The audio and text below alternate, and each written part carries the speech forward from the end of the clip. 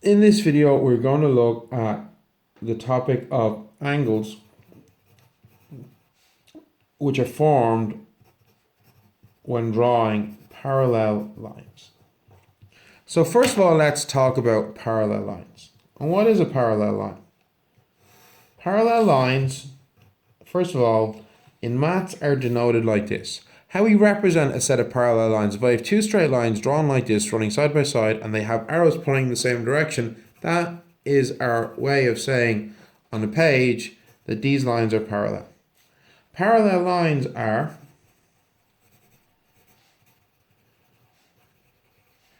lines which travel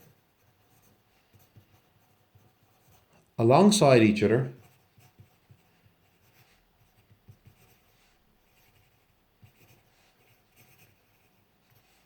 but never touch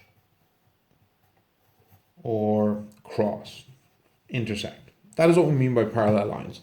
The classic example we think of in everyday life of parallel lines is train tracks. They run alongside each other, but they never touch. If they do, something's gone horribly wrong with your train. But how does this relate to angles? Well, very simple. Let's say I have a series of parallel lines.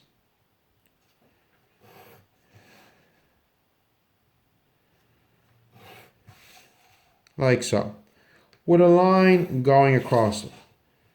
These lines are all parallel to each other, A, B, and C.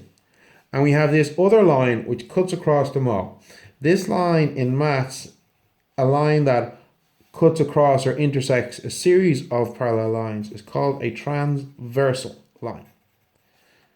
All right? Well, we have an angle formed here, we have an angle formed here, and we have an angle formed here. Okay? We have lots of angles. So let's just look at these three angles. Okay? X, Y, Z. If I have angles formed by the intersection of a transversal line cutting across a series of parallel lines, these angles are said to be corresponding angles.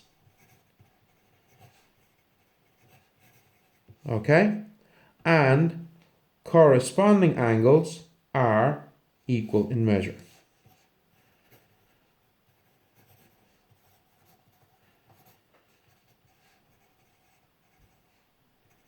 So using our proper maths notation,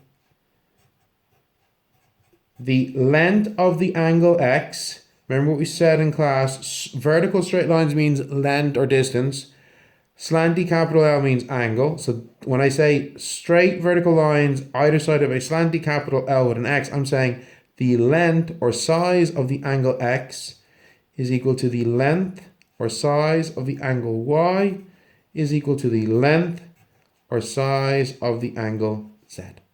Why? Because they're corresponding angles.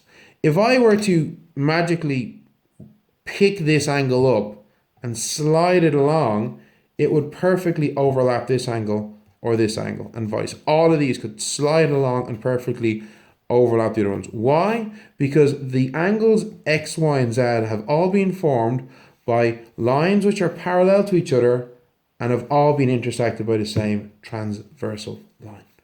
Okay? Now, if we look at another example, I have two parallel lines.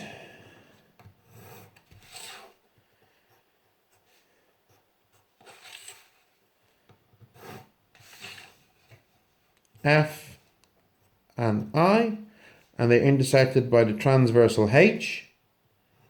The angle here, A, would correspond to the angle here, B. All right? A is not going to correspond to this. No, no, no. A corresponds to this. And you can see this angle could easily slide down and it would sit perfectly over this angle. Okay? Now, another thing that we have to consider, and that is what are called alternate angles.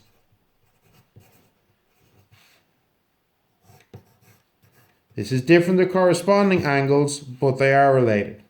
Yet again, we've got our two parallel lines. I'm going to call this X and this Y. And we have a transversal line here. I'm going to call it W. Okay? Now, the angle formed here from the transversal with this on this side with this parallel line is actually equal in measure to this angle here. These are what we call alternate angles. And a very simple way to recognize alternate angles is, maybe it's not that obvious here. Yeah, it's just about showing up on the camera.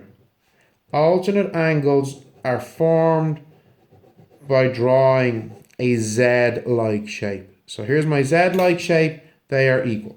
So if I have the angle A and the angle B, the length of the angle A is equal to the length of the angle B. Alternate angles are equal. Doing another example.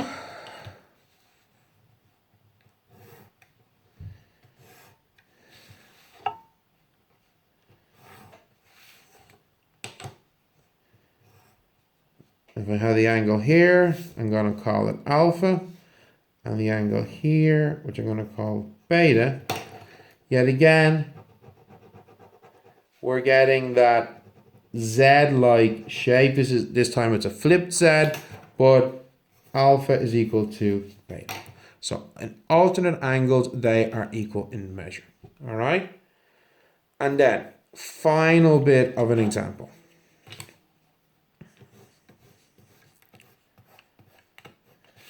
And that is this one.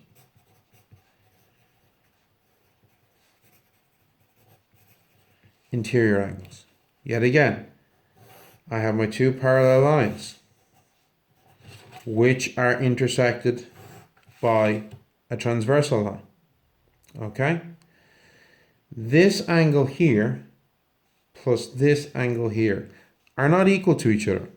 So when I have an angle formed between a transversal and a parallel line, and another angle formed between a transversal and a parallel line, and they're in the same section, okay? They're both inside this bit of the intersection, okay? Then they are what we call interior angles. And interior angles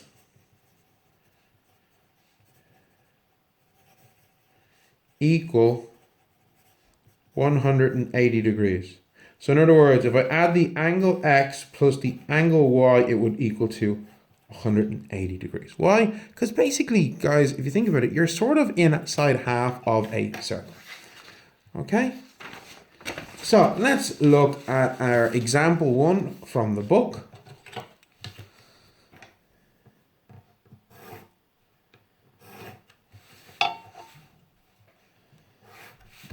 I have my two parallel lines here. I have an angle A, an angle B, an angle C. I got an angle here of 115 degrees and an angle D. And we have to figure out, well, what do all these angles equal to? So this is kind of like a jigsaw puzzle. We'll see what we can do. Well, let's look at this. This is the only angle I know the length of, so I have to work from this one. So what can we tell straight away from this? Well, I can tell two things. First of all, I've got a straight line angle here. So D plus 115 is equal to 180 degrees. Going back to our previous examples from other videos, if that plus that is equal to that, well then that is equal to that minus that. My examples from other videos, 2 plus 3 is equal to 5. Well then that means 2 is equal to 5 minus 3. Okay, so that's what's going on here. So 180 degrees minus 115 degrees, D is equal to 65 degrees. So we straight away know this. Now, let's also look at the angle A. The angle A and the angle 115 are vertically opposite each other, which from our previous videos we know means they are equal to each other. So, vertically opposite angles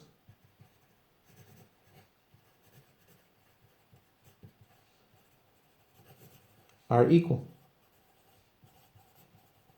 Therefore, and 3 little dots in maths means therefore, A is also equal to 115 degrees. So let's start filling this in. 65 degrees, 115 degrees. Right, so now let's look here. This angle A could slide up and completely cover this angle B. Okay, so therefore A and B are corresponding angles.